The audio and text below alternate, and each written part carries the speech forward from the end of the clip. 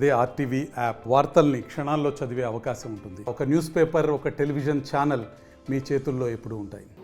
ఈ చాలా దురదృష్టపు సంఘటన, వెరీ సాడ్. తెలంగాణ రాష్ట్రానికి ఒక చాలా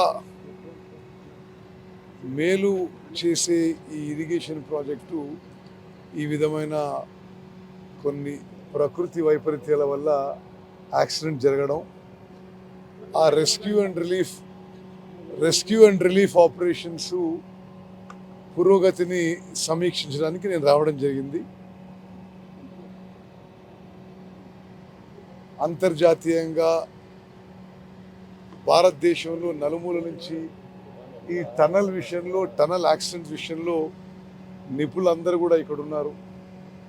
సుమారు 11-12 జాతీయ ఏజెన్సీస్ ఉన్నాయి. మరి వారందరితో కూర్చోబెట్టి ఒకసారి సమీక్ష చేయడానికి నేను రావడం జరిగింది. సరే, కొన్ని ఈ రెస్క్యూ అండ్ రిలీఫ్ ఆపరేషన్స్లో ఈరోజు సుమారు 525 మంది టనల్ లోపల 14 కిలోమీటర్ లోపల ఎక్కడైతే కొంత ఆక్సిజన్ కూడా తక్కువ ఉంటుందో అక్కడ ఈ రెస్క్యూ అండ్ రిలీఫ్ ఆపరేషన్స్లో పనిచేస్తున్నారు. డీవాటరింగ్ కొనసాగుతుంది, అక్కడ డీసిల్టింగు, ఆ మట్టి అని తీయడం కూడా కొనసాగుతుంది. కన్వేయర్ బెల్ట్ కూడా ఇప్పుడు పనిచేస్తున్నాయి.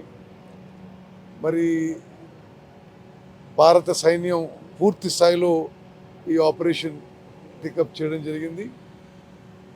ఇంకో 2-3 రోజుల్లో నేను మరోసారి వచ్చినాక మరి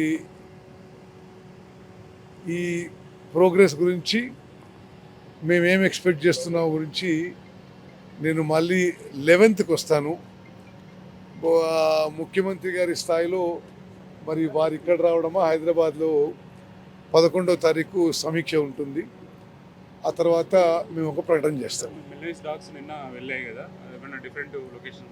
అది కేరళ నుంచి వచ్చిన ఈ కేడవర్ డాగ్స్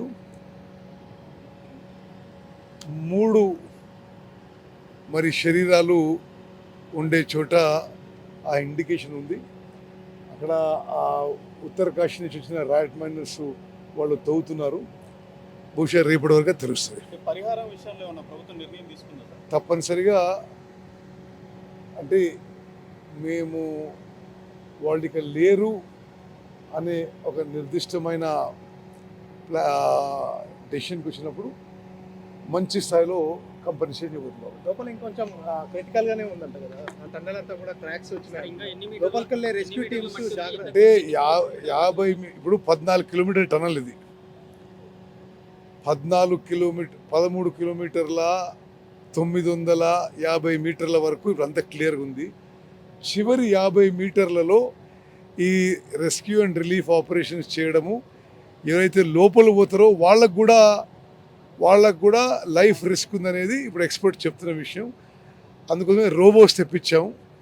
రేపటి నుంచి రోబోస్ కూడా పనిచేస్తాయి.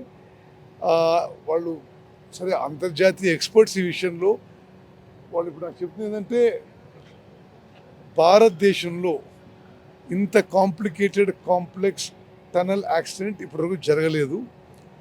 సరే, మా ప్రభుత్వం దేశ విదేశాల్లో ఉన్న నిపుణులందరిని ఎంగేజ్ చేసి ఈ ఎమర్జెన్సీ ఏ విధంగా హ్యాండిల్ చేయాలో ముందుకు పోతున్నాం. మరిన్ని వీడియోస్ కోసం ఛానల్ ని సబ్స్క్రైబ్ చేయండి. లేటెస్ట్ అప్డేట్స్ కోసం వాట్సాప్ ఛానల్ ని ఫాలో అవ్వండి. ఆ లింక్ డిస్క్రిప్షన్ లో ఉంది.